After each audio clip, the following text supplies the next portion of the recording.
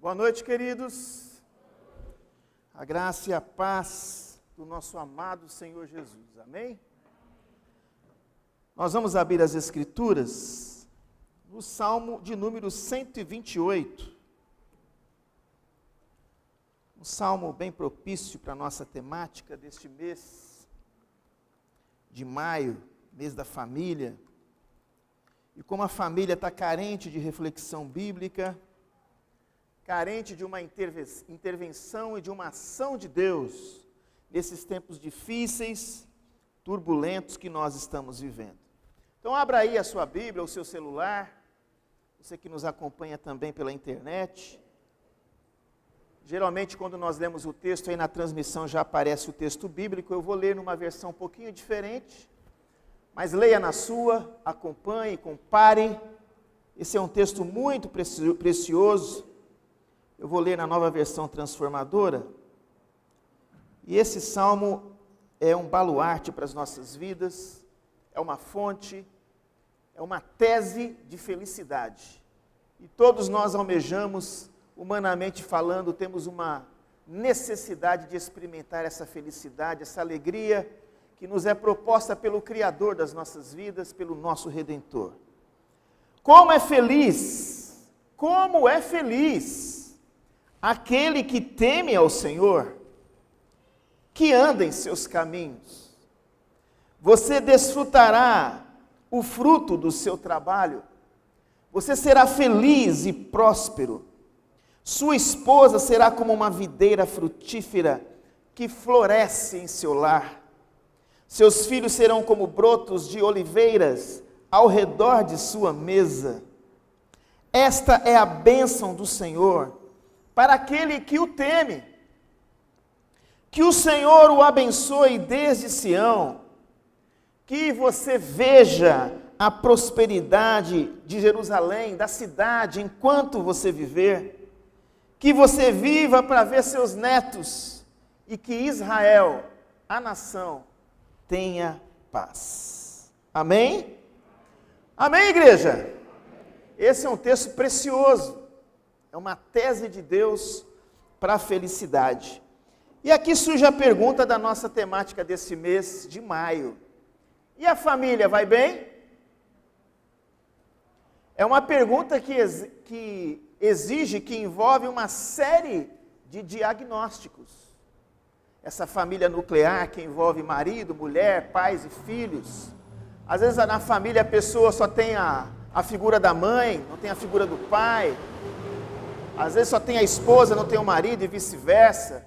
Às vezes a pessoa é viúva, sozinha, ou está solteira, longe da família. São muitas circunstâncias, muitos conceitos que envolvem família, especialmente nos dias que nós vivemos. E essa pergunta é uma pergunta até intrigante, diante do momento que a gente vive. Porque nós sabemos que muitas famílias não estão bem. A pandemia do Covid-19 mexeu profundamente com a estrutura das famílias, com a dinâmica das famílias em todo o mundo. Não foi um conflito isolado, mas foi um conflito que envolveu as nações, envolveu todas as culturas, todos os contextos, ricos, pobres, classe média. Mexeu com o relacionamento conjugal. Muita gente melhorou, porque tinha que ficar sozinho, junto, e outras pessoas pioraram. Mexeu com a educação dos filhos, com a dinâmica em casa. Famílias foram afetadas materialmente, faltando muitas vezes o pão, a provisão. Outras famílias se reinventaram, prosperaram.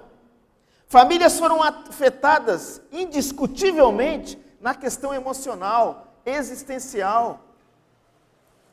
A conta está para vir ainda da Covid, ela não chegou. E a conta é emocional, é existencial, muita gente com depressão, especialmente quando se pensa em família, quando se pensa em bombas relógios que estão dentro das famílias, e às vezes uma situação mais complexa pode explodir tudo. Famílias foram afetadas também espiritualmente, porque o ladrão veio para matar, roubar e destruir, e o diabo não perdeu a oportunidade de destruir famílias nessa pandemia. Os aspectos foram positivos em alguns casos, porque pessoas tiveram que ficar mais juntas, dentro de casa, e isso trouxe mais diálogo, trouxe mais amizade, cumplicidade, mais unidade, refeição à mesa juntos.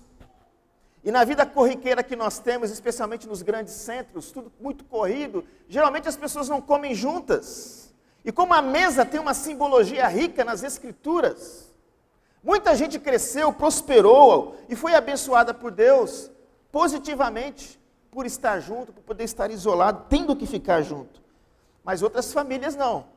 Talvez, infelizmente, uma grande maioria teve aspectos negativos nessa pandemia, diante do isolamento, violência doméstica. Quantas mulheres aí não morreram por causa de violência doméstica, especialmente nesse contexto de isolamento? Quantas crianças não foram maltratadas, violentadas, coisas tristes, terríveis? Quantas brigas, quantos conflitos, quanta impaciência, quanta intriga. Quando o seu coração não está tratado por Deus e você está em pecado, estando numa situação assim, as coisas ruins proliferam, se intensificam diante de um intenso convívio. E para sobreviver em meio às tempestades que envolvem as famílias, nós precisamos ter a nossa casa alicerçada aonde? Na rocha. Porque quando a sua casa está alicerçada na rocha, independente das circunstâncias, dos temporais, das tempestades, das tsunamis que possam vir sobre você, você vai ficar firme. E a palavra de Deus tem bases maravilhosas para nós, alicerces em relação a ser uma família feliz, mesmo diante de um momento tão difícil como nós estamos vivendo. Quando você faz a sua casa sobre a areia, seja a idade que você tem ou a função que você tenha em casa, você está fadado ao fracasso. E esse salmo que nós lemos, ele tem uma estreita ligação com o salmo anterior, que é o Salmo 127. E ambos os salmos falam da provisão, do cuidado de Deus, da soberania de Deus sobre tudo o que acontece, sobre as nossas casas, sobre a nossa rotina. E mostra aqui que a família que ama, que conhece, que teme a Deus, terá o cuidado de Deus, terá a intervenção de Deus, a manifestação dos seus desígnios, do seu poder. O Salmo 127 diz que se o Senhor não edificar a casa, em vão trabalham os que edificam. Se o Senhor não guardar a cidade, em vão vigia a sentinela. Inútil será levantar muito cedo e repousar tarde para comer o pão que penosamente granjeastes. Aos seus amados ele o dá enquanto dormem. E dormir aqui enquanto você descansa. Você tem o cuidado, a providência de Deus sobre a sua vida. E o Salmo 128 vem complementar o 127. O 127 vai falar ainda dos filhos, que eles são como flechas nas mãos de um guerreiro.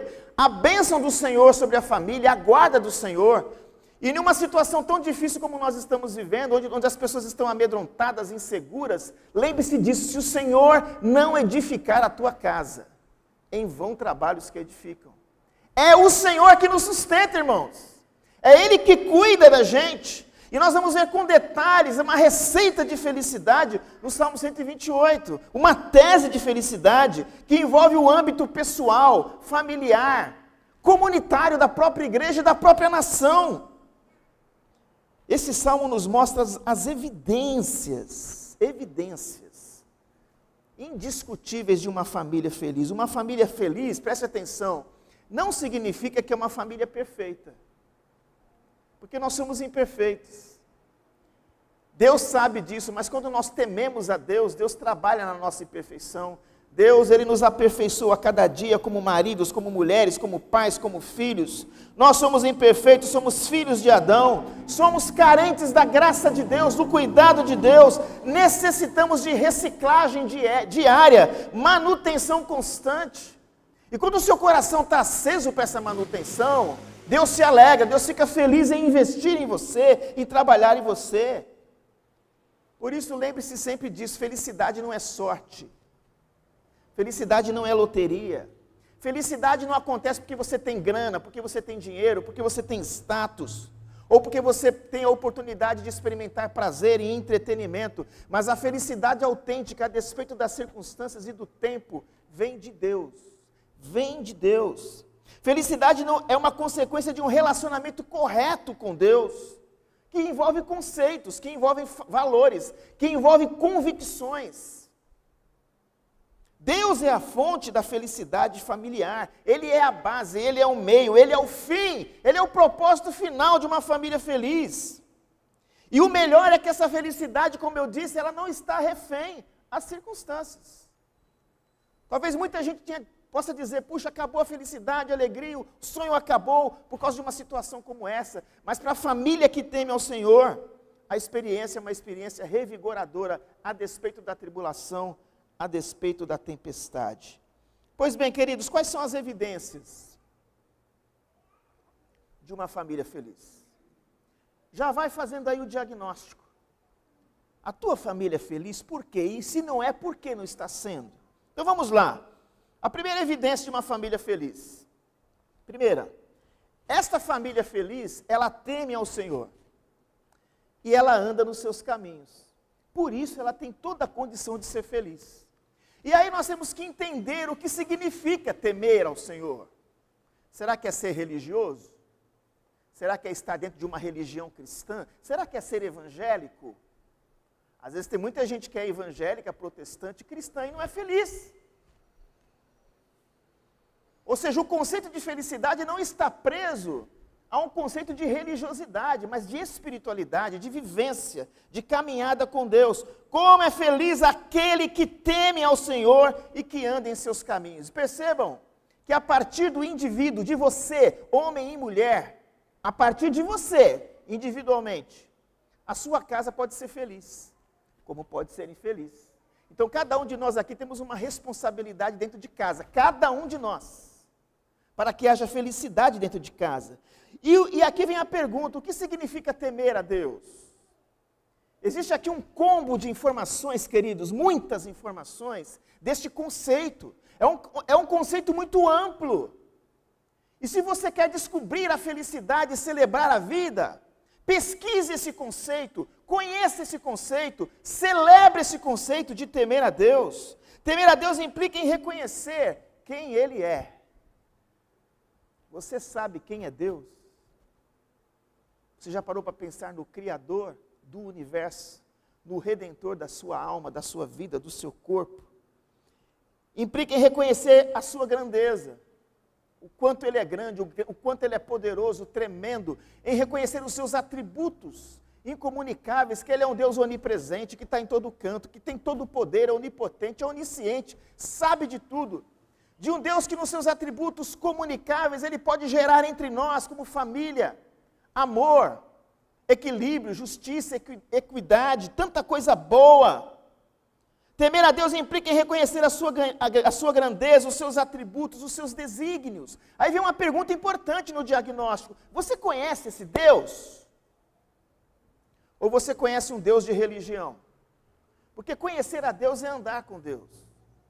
É quando os seus olhos brilham diante da sua grandeza, do seu poder. Temer a Deus implica em amá-lo.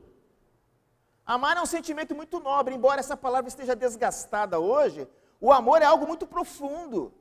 Então, temer a Deus é amar esse Deus, é ter uma grande admiração por Ele, é respeitá-lo, é desejá-lo, é honrá-lo, é priorizá-lo.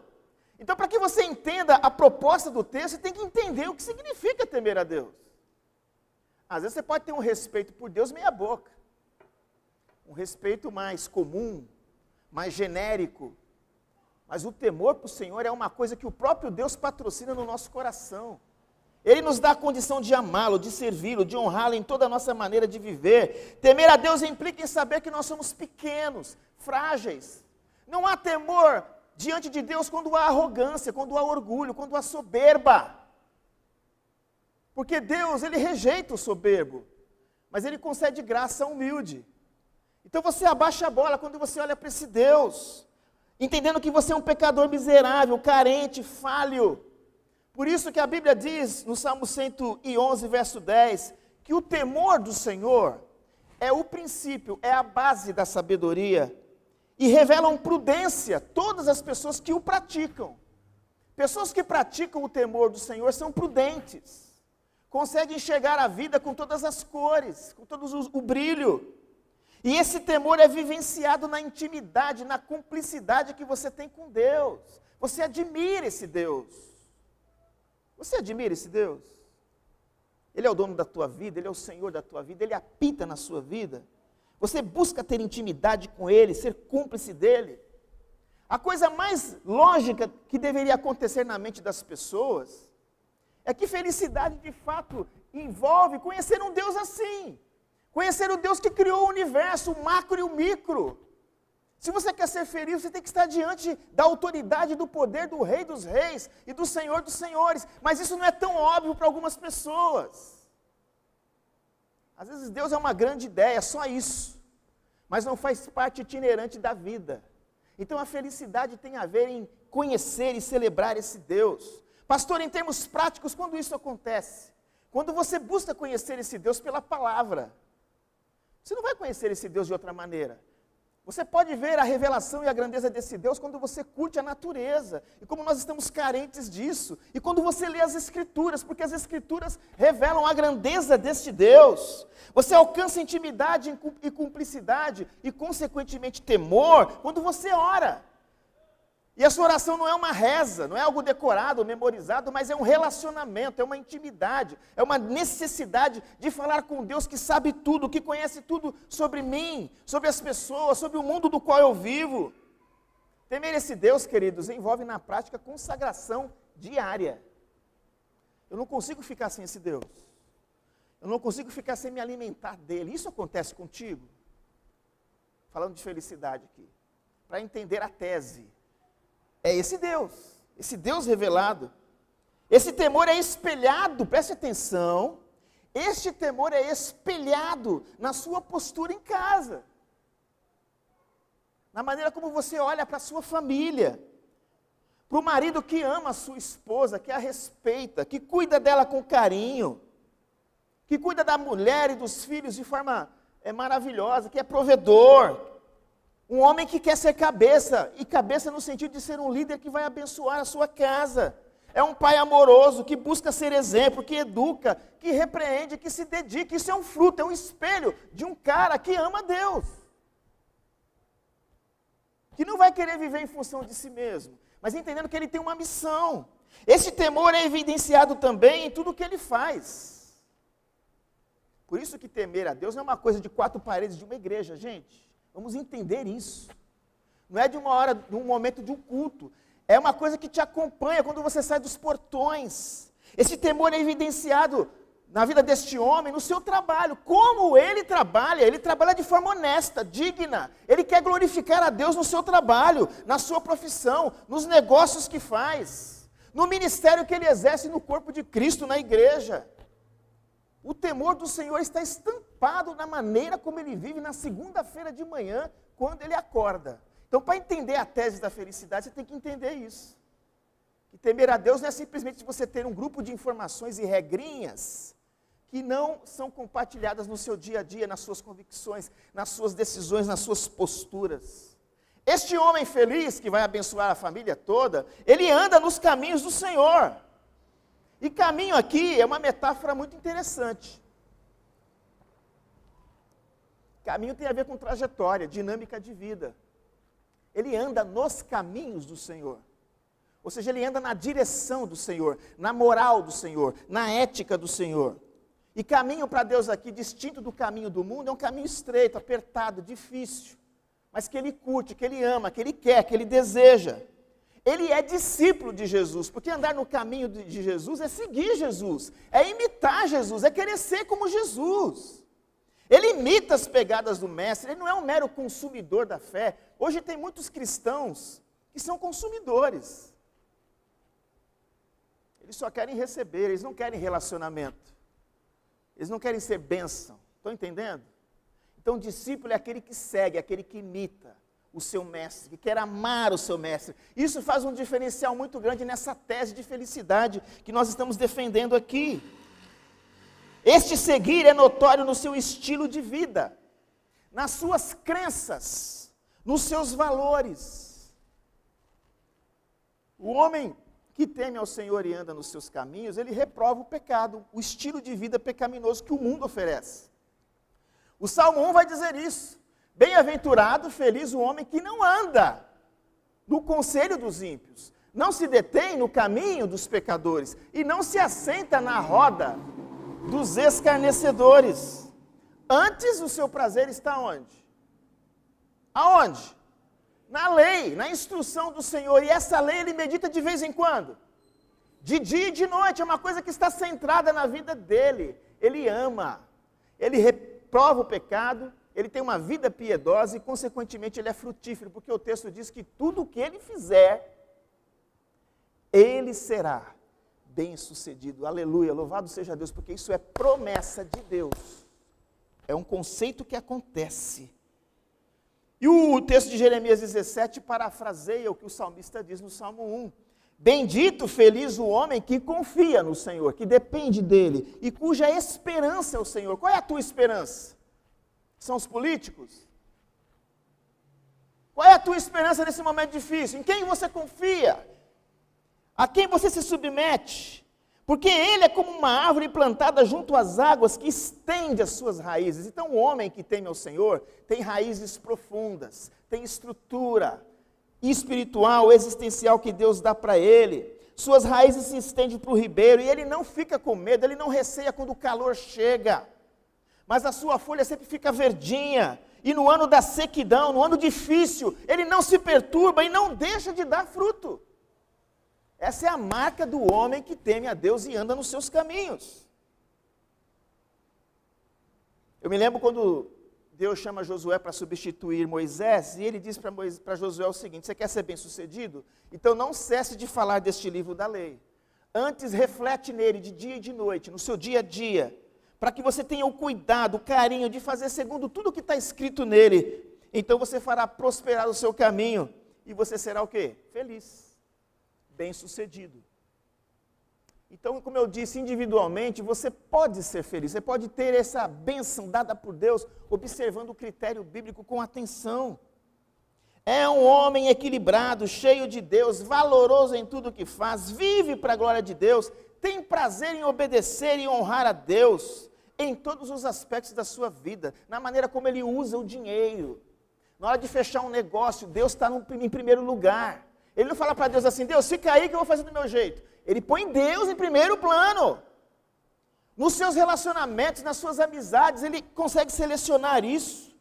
Nas suas escolhas, nas suas prioridades. Deus está presente, o reino de Deus está presente. É um estilo de vida marcado por fidelidade. Não é à toa que um cara assim vai ser feliz, a despeito da luta que ele passar. Ou seja, o amor por Deus não é de fachada religiosa, mas é algo que se evidencia no dia a dia. Jesus é o centro na sua vida e intencionalmente, presta atenção nessa palavra, presta atenção, e intencionalmente ele deseja que isso se estenda na sua casa. Um dos grandes riscos que a família sofre hoje, irmãos, presta atenção, é o individualismo.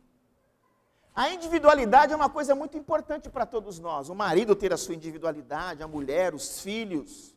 Mas o individualismo é uma coisa ruim. Cada um por si, Deus por todos.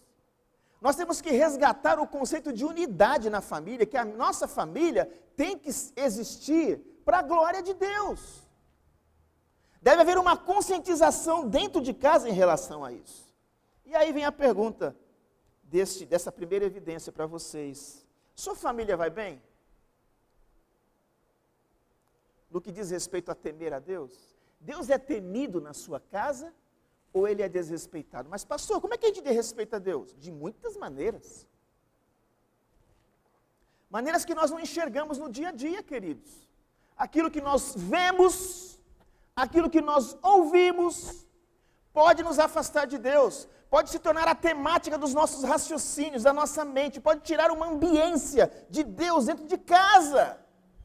Aí a responsabilidade é de todos. O que nós estamos trazendo para casa, que está nos aproximando de Deus, ou que está nos distanciando do temor dEle, de andar como Ele quer que a gente ande. Por isso a pergunta, a família vai bem, é uma pergunta importante para hoje. Envolve um questionamento, envolve um diagnóstico. Como é que nós estamos em casa? Como é que está o temor de Deus em casa, querido e querida? Deus é temido na sua casa, Deus é amado, Deus é reverenciado e exaltado. Nós andamos nos caminhos dele, na nossa dinâmica familiar? Ou tem alguma coisa que a gente precisa acertar, talvez indo muito para a direita ou para a esquerda?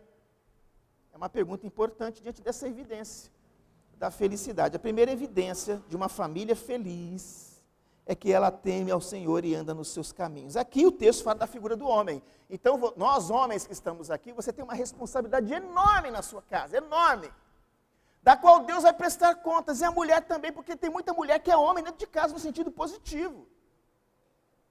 Porque ela lidera, porque ela abençoa, porque ela é uma referência. Uma segunda evidência de uma família feliz, ela desfruta do fruto do trabalho. Este homem, este varão aqui vai desfrutar do seu trabalho. Você desfrutará o fruto do seu trabalho, será feliz e próspero. Vamos ouvir um amém aí? Amém? Olha que bênção! É a palavra de Deus dizendo que você desfrutará o fruto do seu trabalho e será feliz e próspero. Temos que dizer um amém contundente, igreja. E se você quer pesquisar isso, pesquise mesmo. Vá pesquisar, vá se envolver com as Escrituras para ver as bênçãos que Deus tem para um homem que o teme. Especialmente nessa questão do sustento, do trabalho. É Deus que fala, e Deus não é homem para que minta. Do trabalho de tuas mãos comerás, feliz serás, e tudo lhe irá bem. Que promessa linda! Fica notório aqui que este homem, esta mulher que trabalha, presta atenção, são pessoas empreendedoras. Não são pessoas preguiçosas.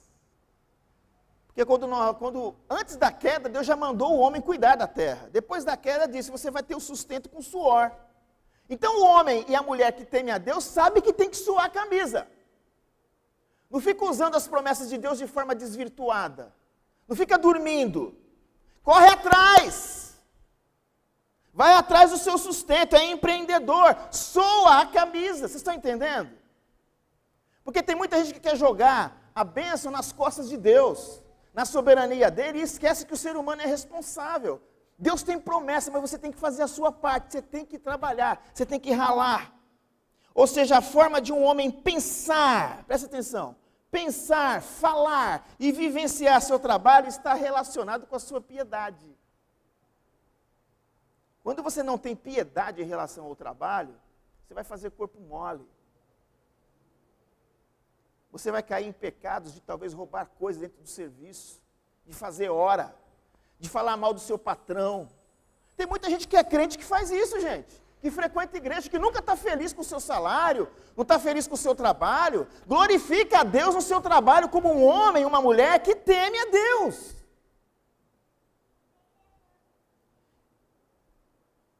A piedade é algo muito importante no trabalho. Nós não podemos fazer uma dicotomia.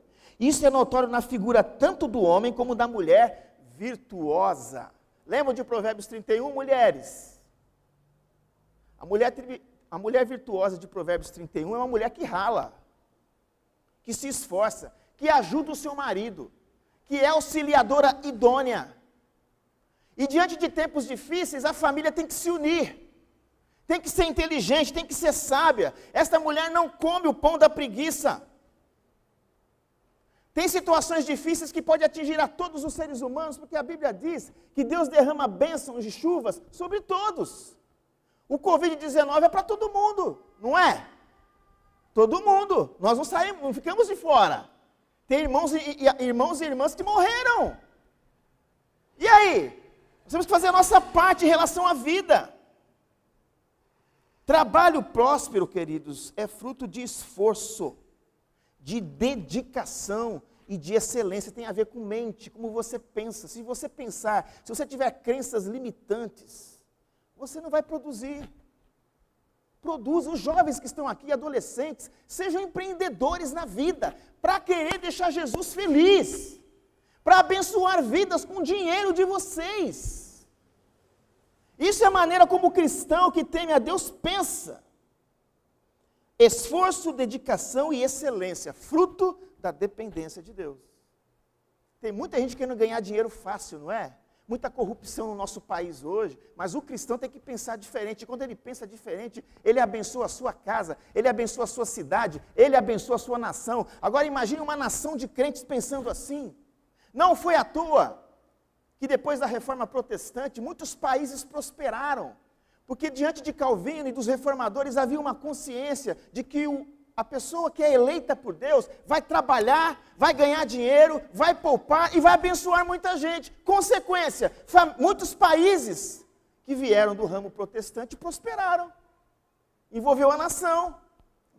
E a nossa nação é uma nação linda, rica, preciosa. Se o povo de Deus dobrar o joelho e trabalhar, este país pode mudar. Nós podemos ter uma qualidade de vida melhor, gente. O Salmo, ele propõe uma prosperidade que alcança a família e a cidade e o país. Trabalho próspero é fruto também de criatividade. Você está passando por dificuldade, querido? Deus te chama hoje a ser criativo, a dobrar o seu joelho. Eu fico assim feliz quando eu vejo pessoas, irmãos e irmãs próximos, está passando por dificuldade, o marido ficou desempregado, a mulher foi lá e pôs a cara no negócio, fez alguma coisa, foi vender alguma coisa. Aí as coisas acontecem, aí a bênção de Deus vem. Mas não fique dormindo pensando que Deus vai te abençoar. É isso. Envolve criatividade, adequação. Uma vez eu ouvi um testemunho do pastor Silmar Coelho, que eu fiquei impactado falando para casais. Hoje ele é um pastor bem requisitado, um pastor próspero, mas passou por muita dificuldade na vida. Eu fiquei curtindo quando ele dizia das dificuldades que ele passou. Na casa que ele tinha que vazava água. E Deus foi dando criatividade, adequação ao conflito difícil. Quantos aqui já não passaram por momentos difíceis? E o bom do momento difícil é quando você supera o momento difícil, usando as promessas de Deus, trabalhando, se esforçando, se dedicando. Então, trabalho próspero é fruto de criatividade, adequação e determinação nos períodos áridos da nossa vida. Alguém aqui está passando por um momento assim? Chega na tua casa, ou se você já está em casa, dobra o seu joelho e diz: Senhor, me dá criatividade, porque eu já tenho a tua promessa. Me dá criatividade, me dá capacidade de criar. E Deus vai te abençoar, querido. Eu creio nisso. Creio em um Deus de promessas. Fica evidente que este homem, esta mulher, glorifica a Deus no seu trabalho, sendo um patrão. Quantos patrões abençoados que existem, porque temem a Deus. Sendo um patrão ou sendo um empregado. Ou seja, o temor do Senhor o capacitará a administrar bem os seus recursos, a ser um empreendedor e a ser um bom mordomo de Cristo. O bom mordomo de Cristo é aquele que administra com sabedoria as coisas boas que vêm sobre as suas mãos. Deus tem coisa muito linda para fazer aqui. Amém? Amém, igreja? Deus tem muita coisa linda para fazer, eu posso ver pela fé isso. Mas é preciso que nós adquiramos esse princípio no coração. Porque a prosperidade bíblica é uma possibilidade vinda de Deus, fruto de uma postura e fruto de uma mentalidade. Tem muitos gurus aí de autoajuda falando sobre crenças militantes. E de fato, às vezes nós ficamos limitados. Mas como ficar limitado diante de um Deus tão rico? Deus que é dono do ouro e do quê? Da prata. Pastor, mas está demorando. Não tem problema, querido. Perseverança é uma das qualidades de um cristão. Persevera, busca, creia no pão de cada dia. Às vezes Deus dá o pão para uma semana, para um mês, aleluia. Mas o que Ele diz na sua palavra é o pão de quando? De cada dia, de hoje. Amém, igreja? Então vai a pergunta aí, como é que vai a sua casa? Como é que vai a sua família quanto ao trabalho, quanto ao sustento? Você é dedicado, você é esforçado, marido, mulher, filho? Você trabalha para glorificar a Deus? Você ganha dinheiro para a glória de Deus? Pergunta importante e básica, diante da tese da felicidade que está sendo exposta para vocês aqui. Terceira evidência de uma família feliz. Se o homem é esse cara que teme ao Senhor e anda nos seus caminhos, como é que vai ser a mulher? E aí tem muita coisa boa para a gente refletir. Aqui diz o texto que a esposa desse cara, deste homem, será como uma videira frutífera que floresce em seu lar. E a videira tem uma simbologia muito linda. A videira, pensa numa videira agora, todo mundo pensa numa videira linda. A videira é símbolo de frutificação, de encanto nupcial, de festa. E esta mulher aqui é comparada a uma árvore frutífera, que dá fruto, que dá sombra, que dá abrigo, que dá aconchego. é a mulher que teme ao Senhor também. E essa mulher, para ser assim, é lógico, né? Ela precisa ser cuidada. Com amor, com zelo, com afeto e carinho por este homem que teme ao Senhor e anda nos seus caminhos. Então a configuração da família, os mais jovens vão ouvindo aí, ó. A configuração da família começa com o temor do Senhor. O divórcio começa com o não temor do Senhor. Com a falta de respeito, com a falta de Jesus sendo o primeiro. Então essa mulher videira é uma mulher acima da média. É uma mulher sábia, inteligente, amorosa, sujeita ao seu esposo com inteligência, com discernimento, respeitosa, cheia de Deus. Chama a atenção uma mulher assim. É uma videira linda, porque ela é cheia de Deus. E aqui, como eu disse, a configuração de um casal abençoado não acontece por acaso, não é por acaso. Não é por acaso, é fruto da graça de Deus, do temor de Deus. Aí eu digo para os mais jovens, quando vocês forem pensar num companheiro, numa companheira, primeiro, eu tenho que ter um companheiro e uma companheira para a glória de Jesus, de Nazaré.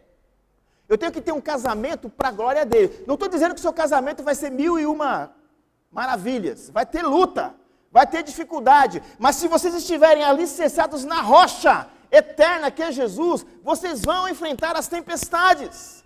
E a rocha aqui não é a religião, porque a religião decepciona, gente. Decepciona. A configuração de um casal abençoado não acontece por acaso. Nos detalhes, na atração, numa paquera, em tudo. Nós queremos ver Jesus glorificado. Então fica a dica aqui para quem não casou e quer casar e quer ser feliz. Porque casamento não traz felicidade, viu? O que vai trazer felicidade dentro do casamento é a presença de Jesus Cristo, no seu casório. Ou seja, ambos buscam glorificar a Deus em toda a sua maneira de viver. E como eu disse, isso já começa no namoro. Os casais que estão aqui, você, varão, como é que está a sua videira? Ela está linda? Linda! Você está cuidando dela? E você, videira? Está frutificando, está florescendo, está mostrando a sua beleza, está tendo aí os filhos para a glória de Deus? Que filhos são a herança de Deus. Uma das outras características da videira é essa questão dos filhos que vêm. Ou quando não tem o filho, a missão de vida que se tem é para a glória de Deus do mesmo jeito. Então nós precisamos, queridos, crer que isso aqui é evidência de vida feliz. Uma esposa frutífera, que é resultado dessa configuração de um homem e uma mulher que se unem para a glória de Deus. Uma quarta evidência são os filhos. Família feliz. Seus filhos são como brotos da oliveira, ao redor da sua mesa. Vocês sabiam que a oliveira é uma das árvores que tem mais vitalidade? Tanto a videira como a figueira. A oliveira, tanto a videira como a oliveira, tem a figueira também. Mas há pessoas que dizem que uma oliveira pode durar 2.500 anos. Talvez algumas oliveiras que estão em Israel sejam contemporâneas do Senhor Jesus, pela sua durabilidade. A oliveira produz azeitonas, do qual se faz o azeite. O azeite tem uma representação linda nas Escrituras. E aqui diz o texto que os filhos são como brotos, como rebentos. Ou seja, rebentos ou brotos quer dizer que ainda, escute, ainda não são frutíferos, porque eles estão crescendo. Mas tem uma promessa, tem uma esperança para o futuro diante desse brotinho. Dizem que demora 15 anos para que uma oliveira chegue à maturidade. Então tem um tempo para que esse brotinho de oliveira amadureça. Esse brotinho de oliveira vai passar por fases. Aqui nós temos adolescentes e jovens que estão passando por fases. Às vezes alguns brotos que já frutificam antes do que outros, mas é um processo. E diz o texto aqui que são brotos da oliveira aonde? À roda da sua mesa. Mesa aqui, meus irmãos, tem um significado lindo, maravilhoso. Ou seja, esses brotinhos que estão à roda da mesa estão aos cuidados, à proteção e à instrução deste pai e desta mãe, que devem cuidar para que esse brotinho cresça, floresça. O próprio pai é a oliveira, que deve nutrir esses rebentos com o seu exemplo, com as suas atitudes. O Salmo 127 vai dizer que os filhos são como flechas nas mãos de um guerreiro. E esse guerreiro tem alvos. Por isso que nós temos que ter alvos em oração para os nossos filhos. Mesmo que eles sejam ainda brotos. Porque o futuro não está nas nossas mãos, mas está nas mãos do Deus eterno. E nós podemos orar, nós podemos semear em oração. Como é gostoso quando você vê famílias que hoje os pais já são avós. E você vê o investimento que eles fizeram, ralaram. Ser pai e ser mãe, gente, é uma missão. Às vezes eu compartilho lá em casa, Luca e Camille, vocês vão saber só como é que é pai e mãe quando vocês forem. Porque vocês não são ainda, vocês não sabem como é que é. É uma missão que a gente tem. E de usar os nossos filhos como flechas, ou seja, nós temos que ter alvos. Nós temos que ter os braços fortalecidos pelo Senhor, que envolve caráter, exemplo. Temos que ter habilidade para lançar a flecha, diálogo, comunhão, dizer o sim, dizer o não, dizer o espere. Devemos ter a perseverança. Perseverança, gente, é uma palavra-chave para a felicidade, para a maturidade espiritual de todos nós. E família envolve perseverança. Casais, casamento envolve perseverança. Educar filhos envolve perseverança. O salmo que eu li hoje de manhã na liturgia, que os nossos filhos sejam na sua mocidade, na sua maturidade, como plantas viçosas, e as nossas filhas como pedras angulares, lavradas como colunas de palácio. Filhos que são brotos, para os brotinhos que estão aqui, para os brotinhos que estão nos ouvindo, filhos brotos de oliveira, escute, honram e obedecem os seus pais. Se não honra e se não obedece, você está mal como broto, hein? E a Bíblia diz que isso é justo. Um pai e uma mãe que cria e que educa um filho com tanto carinho, é justo que os seus filhos os honre e os obedeça. E nós vemos uma geração hoje que é marcada por filhos desobedientes. Tem algumas novelas que você vê por aí, que tem cenas de um filho brigando com a mãe, insultando a mãe e o pai, e você está dando audiência para esse lixo. Eu pergunto, como é que estão os seus brotos? Como é que está a tua família? Como é que estão nossos filhos? Ah, o meu broto precisa desenvolver melhor. Então continua investindo, perseverando no seu broto. E vocês, brotos, vocês estão dispostos a florescer os brotos que estão aqui? Os rebentos, para a glória de Deus, para ser uma oliveira linda, maravilhosa, que vai ser frutífera e abençoada? É a evidência, gente, de uma família feliz.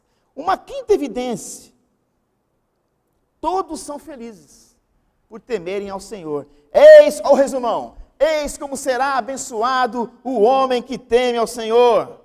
De fato, a bênção do Senhor é estendida a uma família que o ama, que o teme de verdade. E uma família que teme ao Senhor é um testemunho do poder de Deus diante de tantas famílias falidas. Eu não estou falando aqui, queridos, de perfeição. Não tem família perfeita. É Deus que nos dá a condição de crescer como família. É a graça dele que nos sustenta. Eu me lembro de Josué, quando as tribos estavam sendo distribuídas, um dos grandes perigos que sempre envolveu a nação de Israel e que nos envolve hoje é a idolatria. Idolatria são ídolos de pau e pedra ou do coração que tiram o lugar de Deus na nossa casa. Aí o Josué reúne todo mundo e diz assim: vocês vão servir quem? O Deus dos amorreus? Começou a questionar o povo, e ele disse: eu sei quem eu vou servir. Eu e a minha casa serviremos ao Senhor. E esse servir ao Senhor vai envolver muita perseverança, piedade, vida santa, vida no altar. Se vos parece mal servir ao Senhor, escolhei hoje a quem servais. Eu e a minha casa serviremos ao Senhor. É uma decisão que nós temos que tomar e perseverar nela. Como é que está a sua disposição em consagrar sua casa para Deus e desfrutar das suas promessas? Como eu disse, então, presta atenção aqui, ó. A responsabilidade é pessoal. e coletiva ao mesmo tempo. Ou seja, cada um de nós dentro de casa temos que nos esforçar para que Jesus brilhe, para que Jesus seja a essência da nossa casa. Eu me lembro daquele texto que diz que a palavra de Deus esteja nos umbrais. Puxa, isso é tão sério. Como nós precisamos resgatar isso, queridos? Eu me lembro uma vez que eu fiquei doente em casa, minha irmã, já falei isso aqui, ela foi tão criativa, tão inteligente, porque ela encheu a nossa casa de textos bíblicos nas paredes, na porta, literalmente. Eu acordava com aqueles textos bíblicos e eu vencia a minha crise por causa da palavra de Deus na minha mente, no meu coração e diante dos meus olhos. Às vezes você está orando para que Deus atue na tua casa, mas o que está diante dos olhos é o que não presta. Você está me escutando? Aí você fica reclamando que Deus está demorando. É a nossa atitude, igreja. É a nossa postura de levar a sério Jesus, de dizer não, de ver os demônios que estão escondidos às vezes dentro de casa e expulsá-los em nome de Jesus. Como é que está a tua disposição para consagrar a sua casa? Casal, como é que está a disposição para consagrar como casal, para ler a Bíblia junto, para orar junto? Porque às vezes o diabo vai trabalhar para você não orar junto com o seu marido, para você não orar junto com a sua esposa, para você não santificar a sua casa. Ele luta por isso, ele briga. Ele é sutil, para nós não orarmos com os nossos filhos. Essa pandemia está nos dando uma oportunidade tão grande, igreja, uma oportunidade bendita e maravilhosa, que quando ela passar essa pandemia, nós temos que estar mais fortes, amém? Mais fortes, mais vibrantes, celebrantes do que Jesus está fazendo na nossa vida, na nossa história. Em suma, nós precisamos orar para que a nossa família seja cheia de Deus. E se alguém está em débito, vamos orar por aquele que está em débito. Vamos concentrar as forças nessa pessoa que está em débito. Porque a oração quebra o jugo, aleluia. Quebra o jugo. Como é que vai teu casório? Como é que está a comunicação no casamento? Ah, esse negócio de comunicação traz tanta briga, né, gente? Como a gente briga, negócio de comunicação no casamento, precisamos ajustar a comunicação. Como é que está a sexualidade? Hoje de manhã foi falado sobre isso, né? Está com problema, vai no médico, vai no psicólogo, leia a Bíblia, dialogue mais, ore mais, busque mais. Deus pode clarear, Deus pode abençoar essa área tão importante, tão sensível. Como é que está o dinheiro? O dinheiro separa muito casal. Procure estabelecer as finanças dentro do padrão bíblico. Se rendam, se submetam à Escritura. Como é que está o tanque emocional, casal? O tanque. Às vezes o romance está baixo, a amizade, a cumplicidade. Vamos trabalhar para melhorar isso. É possível melhorar. Como é que estão os pais, papai e mamãe que estão aqui me ouvindo, que estão aqui presentes? Vocês estão alinhados? Vocês estão lutando pela mesma coisa ou estão em posições opostas? Como é que está a educação dos filhos? Como é que está a admoestação? Como é que está a orientação? E vocês, filhos, têm honrado os seus pais? Meu pai é muito chato, meu pai é careta. Que bom que você tem um pai chato e careta que te ama, que cuida de você. Temos que abrir os olhos, porque a mídia está aí para destruir adolescentes e a juventude. Nós precisamos de adolescentes, escutem, adolescentes e jovens, que pensem, que usem o cérebro, que busquem inteiramente de Cristo. E isso é uma capacidade que o Espírito Santo de Deus dá quando o temor dele nos visita. Então vamos orar, igreja, para que Deus visite as nossas crianças, nossos adolescentes e jovens com o seu temor. Que eles sejam felizes por serem caretas. Como é que você está, broto? Como é que vai a mesa? Ô mesa, como é que vai a comunhão na mesa? A conversa? Como é que vai o culto em casa, a celebração, a prioridade a Deus? Alguém dentro de casa está em débito? Está jogando contra? É para nós pensarmos. E a família, como vai? Tem algum débito dentro de casa? Afetivo, espiritual? Tem que tratar isso. Tem que tratar isso de forma estratégica, porque o mundo espiritual é invisível, nós não enxergamos, mas o inimigo está trabalhando para destruir. Que nessa noite, em nome de Jesus, o Senhor fortaleça as nossas casas, amém? Porque uma igreja, uma família forte gera uma igreja forte, e a sexta evidência aqui. A sexta evidência de uma família feliz é que a igreja, a cidade, é abençoada por esta família. Que o Senhor os abençoe desde Sião e que você veja a prosperidade de Jerusalém enquanto você viver. Quem quer ver São Paulo prosperando? Levanta a mão aí. Amém? Prosperando, Hermelino Matarazzo. O Brasil. É nós, gente. É com a gente. Famílias fortes, igreja forte, sociedade forte. E esse salmo é um salmo de romagem cantado pelo povo quando se dirigia a Jerusalém para adorar a Deus. Eles cantavam o salmo 128. Portanto, é muito propício lembrar que esta bênção, escute, procede a partir de Sião, que é o lugar de culto. Uma família que teme ao Senhor, celebra o culto a Deus. Deus é o centro. Uma família que teme ao Senhor vai abençoar também a igreja. E como a igreja é um lugar lindo também, né, irmãos? É um lugar difícil às vezes, eu sei disso. Porque nós somos uma comunidade de pecadores, a gente vai errar um com o outro. Não tem jeito. Não tem jeito. Nós somos pecadores, nós erramos em casa, nós acertamos as coisas em casa, não acertamos? Na igreja é a mesma coisa. Então tem que ter uma integração entre igreja e família. Nós somos uma família. Nessa família tem trigo e joio, mas ninguém vai julgar quem é joio. É só no final. Fica aí as pregações, as admoestações, para que você seja trigo, para que você frutifique. Mas como é gostoso ver uma igreja, uma família integrada à igreja, que ama a igreja, que serve o corpo de Cristo. Como é gostoso ver uma família que é bênção na sociedade, que faz de forma plena e digna o exercício da sua cidadania. Nós falamos tão mal dos políticos,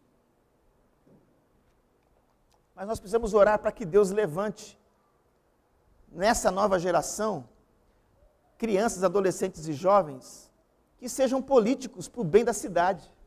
Alguém já fez uma oração assim? Porque um político que vive em função da cidade, da polis, é uma bênção. Vai estudar os reformadores, vai estudar o que Calvino fez em Genebra. O evangelho mudou a vida da cidade, das famílias e depois da cidade.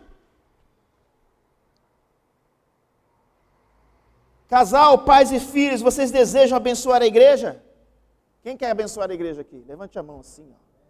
Eu quero ser uma bênção na minha igreja. Quero que isso aqui seja um jardim florido de Deus. A partir da minha casa, eu e a minha casa serviremos ao Senhor. Você quer abençoar a sociedade? Gente, por que a gente é tão cego às vezes? A bênção está na nossa mão. A bênção no Brasil está nas mãos da igreja.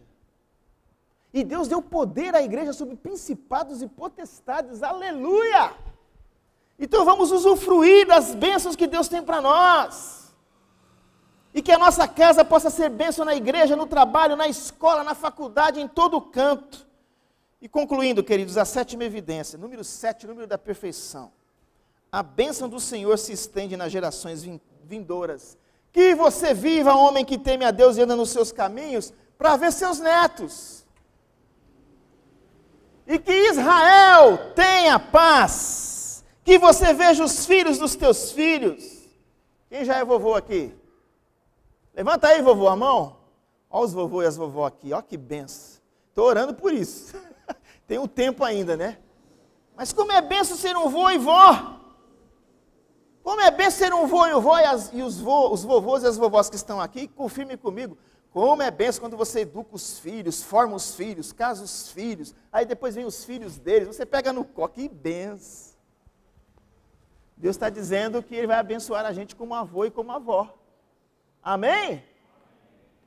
Os que querem ser vovô e vovó aí, ó, vai orando, vai investindo, vai semeando, para que nós tenhamos netos abençoados. A Bíblia diz que Deus abençoa até quantas gerações daqueles que o amam? Quantas? Até quantas? 1000 gerações daqueles que amam os seus mandamentos. Eu estava falando hoje, esses dias com o Luke e com a Camille assim, ó. A sua tataravó foi uma serva de Deus lá no interior da Bahia. que abençoou muitos missionários, não se esqueça disso. E a minha oração é que daqui 5 gerações, se Jesus não voltar antes, a nossa família continue sendo bênção. Amém, igreja? Até quantas gerações? 1000, aleluia. E Deus amaldiçoou até a 3ª e 4ª geração de quem?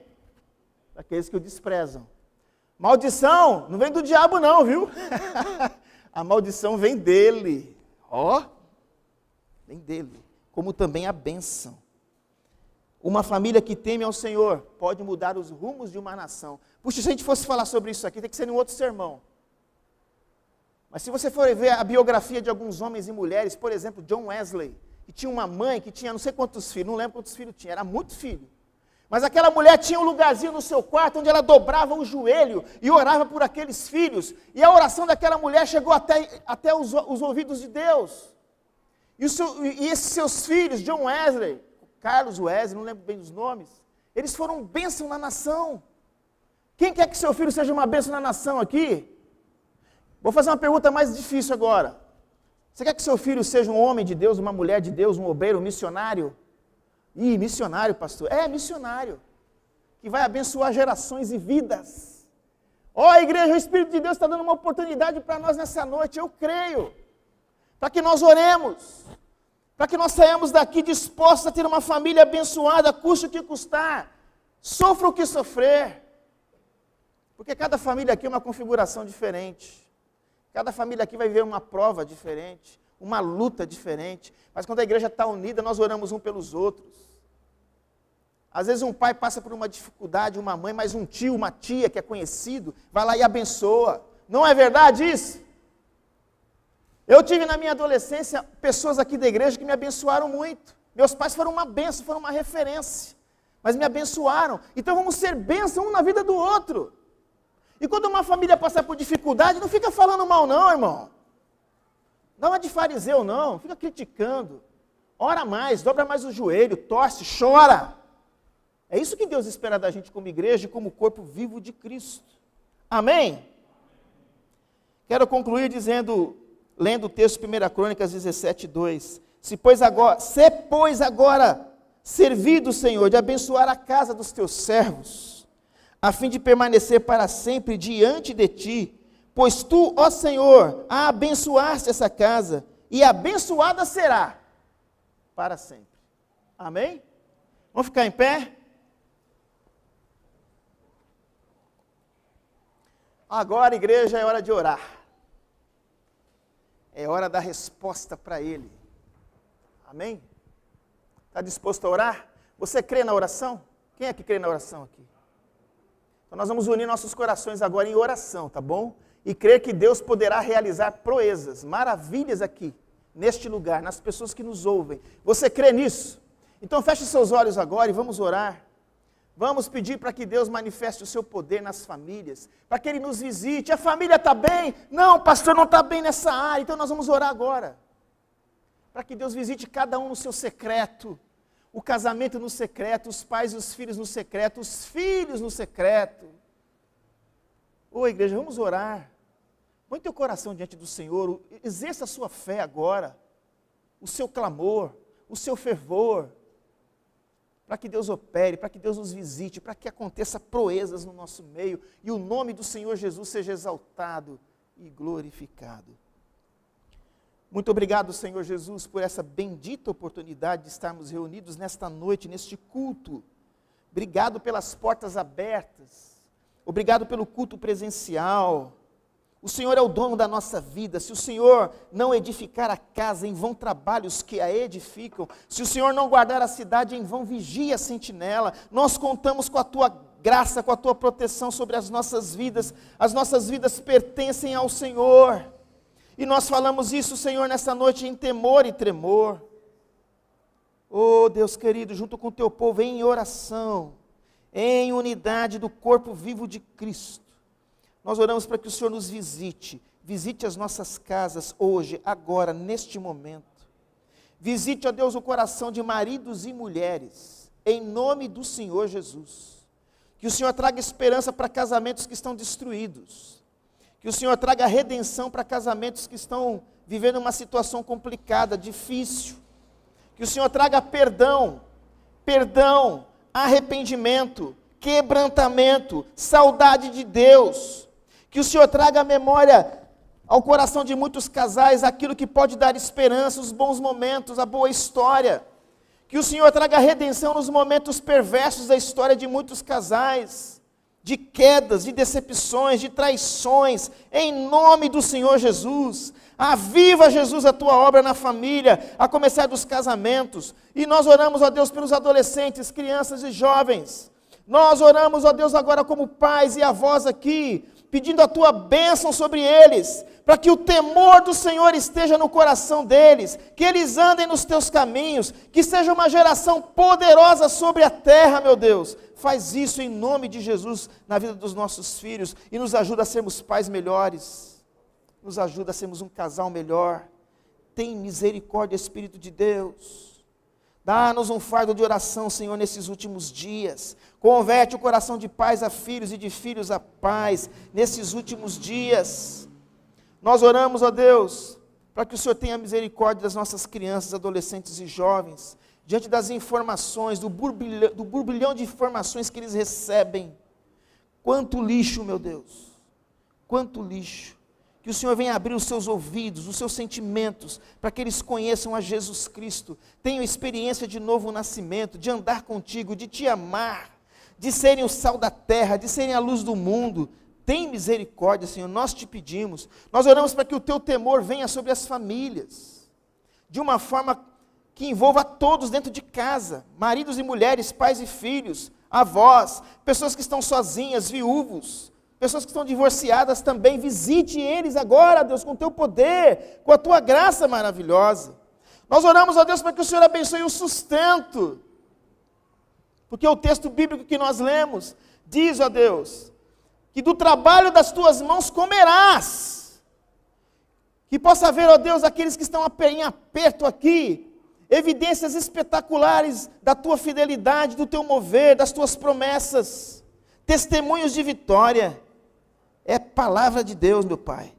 Ó Deus, que os homens sejam homens abençoados, mulheres que sejam videiras frutíferas, filhos que sejam brotos da oliveira, que vão trazer ainda muita estabilidade e felicidade para a sua casa, para o seu lar. Que o Senhor abençoe as gerações vindouras aqui, o futuro dessa igreja, dessa comunidade, em nome de Jesus. Que o Senhor tenha misericórdia de São Paulo, de Hermelino Matarazzo. Que o Senhor tenha misericórdia do Brasil e do mundo, meu Deus. Que a família possa ser uma extensão do teu reino em muitos lugares. Faz isso, meu Deus. E ouve a oração de cada pessoa que está aqui. Cada pessoa que nos escuta na sua dor, na sua aflição. Que o Senhor traga provisão, cura, restauração. Cura os doentes do corpo, meu Deus. Nós te pedimos agora juntos, em nome de Jesus, que venha a cura sobre o corpo, que venha a cura sobre a alma, que venha a cura sobre os relacionamentos, que a alegria do Senhor seja a nossa força, que a tua alegria flua entre nós, a tua paz que excede todo entendimento. Visita lares agora que estão nos ouvindo, meu Deus, que vão nos ouvir, em nome de Jesus, de maneira que a tua palavra que é viva e eficaz se concretize, prospere naquilo pela qual o Senhor a designou. Nos leve em paz de volta para a nossa casa, papai, e que a gente ainda hoje, amanhã cedo, acorde com o temor do Senhor no nosso coração, com uma necessidade enorme de te glorificar. Ó Deus, que muitos aqui que abandonaram o primeiro amor possam voltar ao primeiro amor, possam ser sensíveis, quebrantados, desejosos de Deus. Espírito de Deus, derrama a tua alegria, a tua paz, o teu fruto e o teu poder sobre as famílias e sobre a tua igreja. É o que nós te pedimos no nome poderoso de Jesus. Amém. Amém, igreja? Que a graça maravilhosa de Jesus, o amor eterno de Deus nosso Pai, o poder, a influência, a doçura, o conforto e o refrigério do Espírito Santo sejam sobre vós e sobre todo Israel de Deus, hoje e para sempre. Amém. Vão na paz, que Deus abençoe a sua casa, em nome de Jesus.